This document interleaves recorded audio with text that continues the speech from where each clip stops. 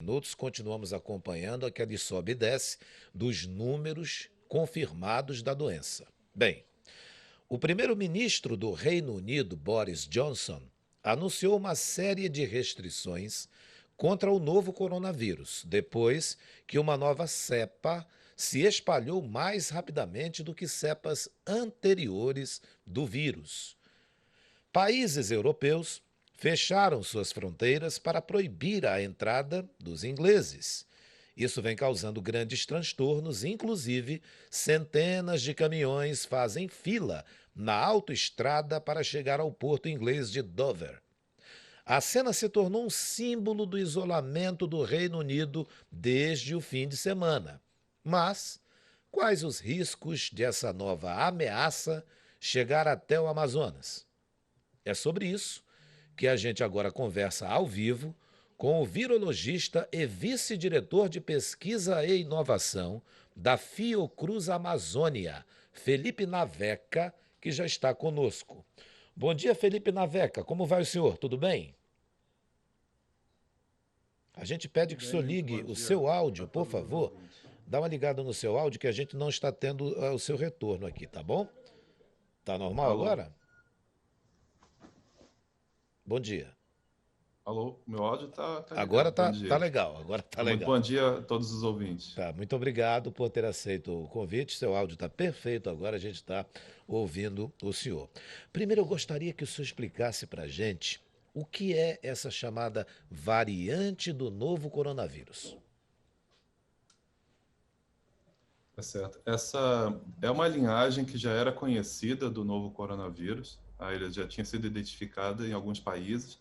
Só que essa linhagem sofreu mutações ao longo desse período, né, que nós conhecemos, e ela tem sido encontrada com muita frequência agora na Inglaterra, em diversas regiões do país. Bem, e por que essa variante ela pode ser uma ameaça para todo mundo? Ela existem algumas evidências que ela, mas ainda não totalmente comprovadas, é importante a gente destacar isso, que essa variante pode ser mais transmissível, né? Não tem evidência de que ela pode causar uma doença pior, mas tem sim, existem evidências que ela pode ser mais transmissível. Então, entre as evidências, a gente observa que algumas das mutações que foram encontradas nesse vírus, elas estão em regiões responsáveis pela ligação do vírus à célula, né? Em modelos de laboratório, essa variante se mostrou mais transmissível e também por essa frequência muito maior que ela tem sido encontrada na Inglaterra. Então, somando esses três pontos, nos ressalta que ela pode ser potencialmente mais transmissível na vida real entre os seres humanos. O senhor é virologista e também vice-diretor de pesquisa e inovação da Fiocruz Amazônia, não é? Eu gostaria que o senhor Isso. nos explicasse se essas vacinas que o mundo está já aguardando, alguns países como Estados Unidos, a própria Inglaterra já aplicando também, se elas teriam eficácia ou não contra essa mutação do novo coronavírus. Todos os dados que nós temos recebido dos próprios produtores apontam para que as vacinas têm sim, elas geram sim proteção mesmo contra essa nova variante. No entanto, é importante manter a vigilância desses casos, né? Assim como tem sido feito no mundo inteiro, nós fazemos aqui também no Amazonas. Nós da Fiocruz, em parceria com a FVS e o LACEN, fazemos esse monitoramento genômico, quer dizer, de olhar as variantes do vírus. E caso aconteça o que a gente chama de escape vacinal, que é uma pessoa vacinada e se infectar com essa variante, esse dado precisa ser alertado imediatamente às autoridades de saúde, que vão levar isso aos produtores. E aí, por conta do avanço que já teve nesse último ano, os próprios produtores acreditam que seria rápido o fazer melhorias na vacina para que ela possa responder. Mas as evidências até o momento não apontam que a vacina falharia contra essa variante. Pesquisador, tem uma outra situação, virologista, aliás, tem uma outra situação que em outros estados ou regiões ou até países essa variante ela já está acontecendo. No Amazonas ela é uma ameaça mesmo? A gente precisa estar vigilante não só no Amazonas, mas no mundo inteiro. Primeiro precisa se comprovar, de fato, se ela tem todo esse potencial que está sendo demonstrado. Os próprios pesquisadores que identificaram a variante colocam isso no documento deles, que são evidências, mas não são certezas, né? Então, de qualquer maneira, a gente já está fazendo esse trabalho justamente para identificar se essa variante entrar aqui, o que não é impossível, a gente precisa estar atento. Não é motivo de pânico, mas é um motivo para nós estarmos atentos. O governo brasileiro deveria, como foi feito lá na Europa por alguns governos, fechar a fronteira com a Inglaterra e, no caso aqui no Brasil, proibir voos daquele país para cá? Eu não recomendaria esse tipo de restrição, porque a gente não sabe até se essa variante, se de fato ela é tão transmissível assim, ela provavelmente já está em outros países. Então, seria fechar só para a Inglaterra poderia não ser o suficiente. Então, eu acho que mais importante a gente estar mantendo as medidas de controle, e aí é importante vocês nos ajudarem, vocês da imprensa têm feito um trabalho excelente nesse sentido. Então, eu queria aproveitar para destacar aqui os cuidados que nós tomamos do distanciamento social, utilização de máscara, lavagem das mãos periódica, né, com água e sabão, e a utilização do álcool gel, protegem não só contra o coronavírus original, mas também contra essa variante. Então, mantendo os cuidados, a gente vai conseguir nos proteger dessa variante e de qualquer outra que surgir do novo coronavírus. Bem, a gente não está vendo nessa época do ano as pessoas respeitando, não é? Aquilo que é a preocupação do senhor, que é a preocupação de todas as pessoas que tenham bom senso, o distanciamento, o uso de máscara. Lá em São Paulo, na região do Brás, está uma festa. No Rio de Janeiro, praias também e outras cidades. Manaus também não é diferente. Será que as pessoas, ao modo do senhor pensar, será que as pessoas elas acham que só por ouvirem falar em vacina, que ainda não tem aqui no nosso país, elas já acham que já está tudo sob controle? Como é que o senhor pensa esse comportamento de boa parte da população? Infelizmente, a gente tem visto, sim, né, com uma maior frequência, esses casos de aglomeração. Eu penso que isso faz parte do próprio comportamento humano, essa vontade de estar próximo aos outros. Nós somos sociáveis e isso faz parte da nossa vida, né, esse convívio social. Mas eu sempre falo que nós ainda não vencemos essa guerra. Então, é a maior guerra que nós enfrentamos nos últimos 100 anos de uma ameaça de saúde pública. Então, a gente precisa também dar a nossa contribuição, manter esse isolamento, manter os cuidados necessários, porque esse período do ano é um período realmente muito preocupante por conta do aumento natural, né, desse encontro das pessoas. Só que isso pode levar a uma nova sobrecarga do sistema de saúde, principalmente nas primeiras semanas de janeiro. Então, eu realmente estou bastante preocupado com isso e aproveito para pedir a colaboração das pessoas de manter o máximo de cuidados nesse período. Um dos estudos, por sinal liderados pelo senhor, afirmam que o Amazonas recebeu 3 linhagens do novo coronavírus. Não é isso? Eu gostaria que o senhor explicasse como é que são essas linhagens, o estado também.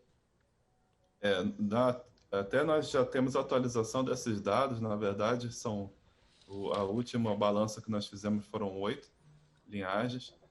Assim, à medida que um vírus, como o coronavírus, ele é propagado na população, ele vai sofrendo mutações. Isso daí é um fenômeno natural, a gente já esperava que isso iria acontecer e está acontecendo. Então, essas mutações, elas podem chegar ao ponto de ter o que a gente chama de linhagens. A gente tem agora um vírus que continua sendo o novo coronavírus, mas ele já tem características próprias ou da população ou do período em que ele circulou. Muitas vezes pode ser associado com a região no país, no mundo onde ele circulou. Então a gente utiliza esses termos de linhagem para facilitar esse entendimento e para poder discutir com outros pesquisadores. Nós temos até o momento fechado a análise de 79 genomas aqui do estado do Amazonas. Nós concluímos no final de semana mais 69. só que esses ainda não estão analisados, né, que demora alguns dias para a gente fechar a análise na computacional. E dentro daquelas 79 iniciais, nós identificamos 8 linhagens. Isso significa que pelo menos 8 vezes o vírus entrou no estado do Amazonas. E nós temos, inclusive, introduções também não só a partir de Manaus, como era o esperado, mas também nós identificamos pelo menos uma introdução na fronteira com a Colômbia, lá em Tabatinga. Colômbia e Peru, na cidade de Tabatinga. Então, isso nos mostra que o vírus circulou de uma maneira muito intensa nos 3 primeiros meses da pandemia aqui no estado, e a gente precisa pensar nisso, né? Quando a gente consegue diminuir a circulação do vírus, a gente vai diminuir essa variabilidade, diminuir o número de mutações. Então, para tudo isso é importante os cuidados que nós temos recomendado. Essa mutação do vírus significa que ele se torna mais resistente? Não significa necessariamente isso. A grande maioria das mutações não vai ter consequência nenhuma biológica, é só um fenômeno que realmente acontece. Tá? As mutações elas podem ter 3 desfechos para um vírus. Se ela for prejudicial ao vírus, esse vírus vai desaparecer, porque a mutação foi ruim para o próprio vírus e esse vírus mutante desaparece. A mutação, na grande maioria das vezes, ela não tem nenhum efeito benéfico nem maléfico. Então, ela vão sendo acumuladas e a gente consegue usar isso como uma assinatura de onde o vírus passou. Então, isso para a gente acaba sendo uma ferramenta interessante para traçar esse caminho do vírus. E pode também, no número muito menor de casos, pode acontecer da mutação ser benéfica ao vírus e tornar ele mais transmissível ou, eventualmente, até mais agressivo ao hospedeiro. Mas isso daí são situações muito mais raras e não foram identificadas ainda para o coronavírus, novo coronavírus.